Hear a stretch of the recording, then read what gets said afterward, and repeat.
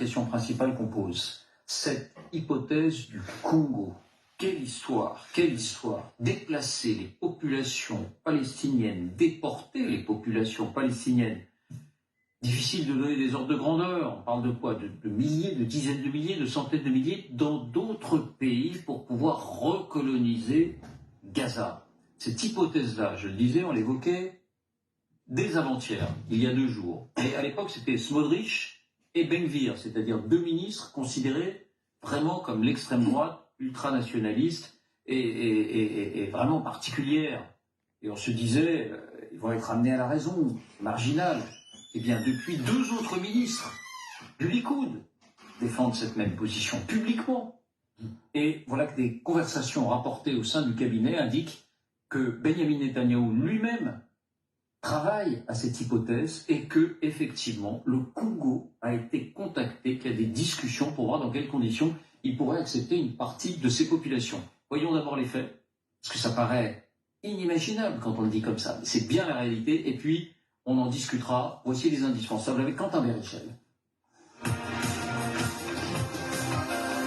Bonsoir Quentin. Bonsoir David, bonsoir à tous. Alors, d'abord, qui sont ces 2 autres ministres du gouvernement qui reprennent à leur compte ce scénario?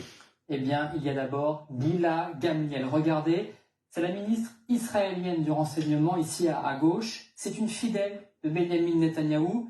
Et il y a également Miri Regev, à droite, ministre israélienne des Transports, elle aussi une proche du Premier ministre israélien.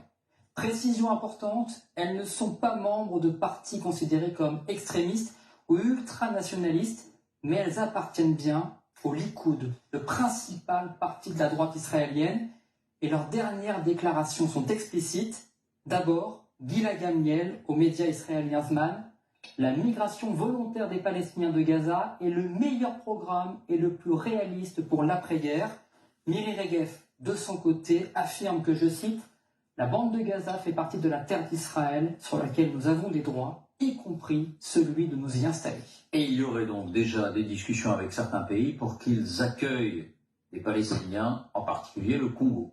Oui, d'abord parce que Benjamin Netanyahou, selon des propos rapportés par des députés du Likoud, apparaît lui-même comme favorable à cette idée.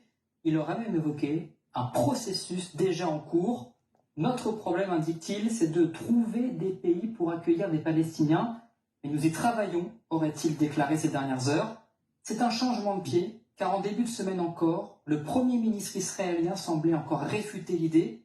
Plus incroyable, selon le Times of Israel, les discussions seraient même entamées avec le Congo, en plein centre de l'Afrique. Regardez, à plus de 4000 km de l'enclave. Le Congo sera prêt à accueillir des réfugiés, affirme au journaliste un haut responsable israélien. Et nous sommes en négociation avec d'autres pays. Alors de quel Congo parle-t-on?